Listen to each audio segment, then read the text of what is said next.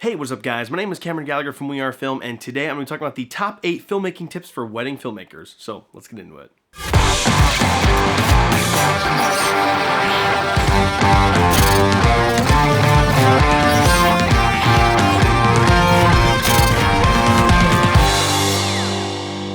So most filmmakers, including myself, found out pretty early on that, unfortunately, filmmaking doesn't make a ton of money. So what do you have to do? Typically you have to find a way to use your skill or your talents and make money with those. And what a lot of filmmakers end up doing is filming weddings. So right now, if you're watching this video, maybe you're thinking about getting into filming weddings, you're already filming weddings, or you've been filming weddings for a long time. And if you are new to the channel, be sure to take a minute, subscribe down there. I promise you a lot of good filmmaking content coming soon. But today I wanted to go over the top 8 biggest tips and tricks I have for wedding filmmakers and sort of things that you really need to know to get started, or even if you're a pro. Alright, so tip number 1 is to shoot the portraits. Now this may seem kind of obvious, but a lot of filmmaking and wedding filmmaking companies do not shoot portraits.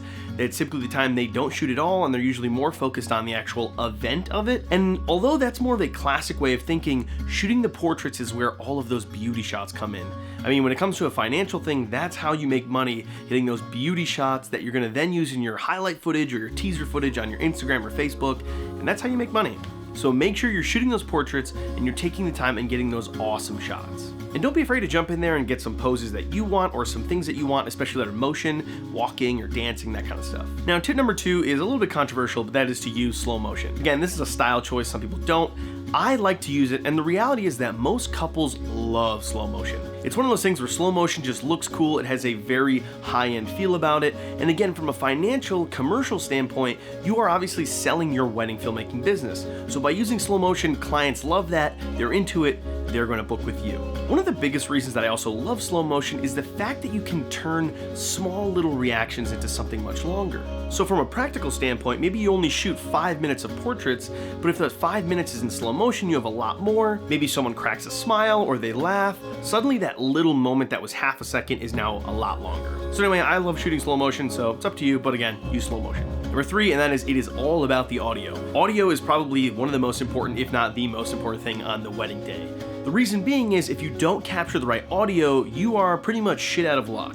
Now, forgetting about things like teaser films or obviously those beauty shots, of course you need good audio. Whether it's your highlight film and you're capturing their vows during the ceremony, or maybe it's toasts, not only is the couple going to obviously want that, but again, it's going to just help push and elevate your content later on. So if you have the most beautiful video ever, but you have really terrible audio, it's not going to look good, it's not going to sound good, and your entire video is going to be that much worse. So typically for something like a ceremony, I have a recorder that's on the groom, on the officiant, maybe it's somewhere else. I might have some extra recorders tying into the DJ or the actual house system, capturing whatever the house audio is, as well as any other type of extra audio. So maybe if you're at a church and there's speakers, you might want to hide a mic up by the speaker. Again, there's a ton of different ways you can capture good audio, but having multiple sources is going to give you the best option and typically the safest chance of getting great audio.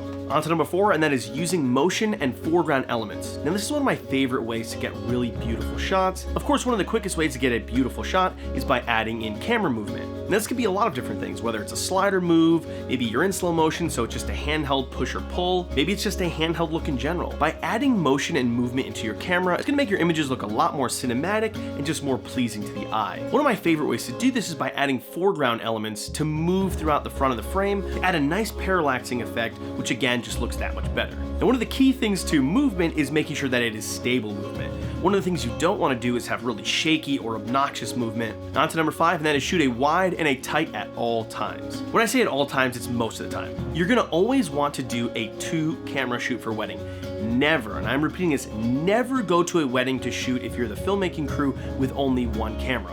Could you do it? Yes. But the reality is that you always need to have a backup camera, of course, and by having 2 cameras, what that allows you to do is get a both wide and a tight of certain events. For instance, during the first dance, you might have a close-up shot of the couple dancing that runs the entire time, then you might have a wide shot maybe that's on a gimbal or that's doing some kind of movement to add some interest. This is going to help you in your edit because then you're going to have something to edit back and forth of. This way you're not showing the same shot of them dancing or doing something for a very long time. Now obviously things like getting ready and stuff like that, you're not going to have 2 cameras rolling the whole time, but definitely the more that you can capture, the better. Number 6 is do not be afraid. I know it's a weird tip, but Trust me, one of the first things when you get into weddings, you're going to be nervous about getting up in front of all these people, standing at the front of the ceremony sometimes, or maybe right in the middle of the dance floor, or right next to the toaster, but it's just one of those things that you have to do. Now, of course, you don't want to be intrusive, you don't want to be in any of the guests' way, but it's the reality that you have to get up there, you have to get in the action. Now, again, I am not saying you want to stand up in the front of the ceremony during it. During the procession, when the bride's coming down the aisle, you want to make sure that you're kneeling down, staying low, but you're right there getting the action. So again, you just have to kind of get past that, and don't be afraid to be seen by people, because everyone's going to look at you. It always happens. But again, if you're not afraid, you're going to feel good, you're going to get the right shots, and you're going to make the couple happy. Number 7, and this is one of the most important, and that is back up your footage. Now, this is also during the day of shooting, not just while editing. One of my favorite things about the GH5 is it has a dual SD card slot. So during the day, I'm actually recording to 2 SD cards at the exact same time. What the GH5 is doing is recording duplicate clips to each SD card. So for instance, one of my SD card were to fail, the other one is always recording the exact same footage, that way it is always there. Now, I know a lot of cameras don't do this, but honestly, investing in a camera that can do this is going to be one of the biggest things you can do for your wedding company. Because of course, if you're shooting someone's wedding and something happens to the footage, that could be disastrous. But if you have a really nice camera and you don't want to invest in a new one, but you don't have dual SD card slots, what I would recommend doing is actually backing up your footage as you go. So for instance, what that means is using smaller SD cards more often and then offloading those to maybe an external hard drive or using a NAR box, something of that nature. This way, the more SD cards you go through, if you were to lose an SD card, you're only losing a small portion of the day, not the entire day. So never use one SD card for the full day. It's just such a high risk of something going wrong. Of course, when you get home, do the same, immediately ingest your footage and make sure that it's backing up properly. I did a video talking all about my data workflow and how I keep things safe, so be check out that video, one of the cards are down in the description below. And number 8, and the final one, and that is be friendly and easy to work with. Trust me on this, if you are someone who is friendly and easy to work with, the couple are going to be that much more comfortable with you, the photographer and DJ are going to be that much more easier to work with. If you're being standoffish, it's going to really turn the couple away as well as any of the other vendors, and that's just going to not make for a good situation. So don't be annoying, but be happy, be excited, talk to the couple, make sure they feel good, because if they feel good, your shot's going to look good and you're going to get hired for another wedding. Anyway guys, thanks for watching, hope this was helpful to you. Be sure to let me know down in the comments below what you guys want to see next. Be sure to like, comment, subscribe. Thanks for watching, and I'll catch you guys later.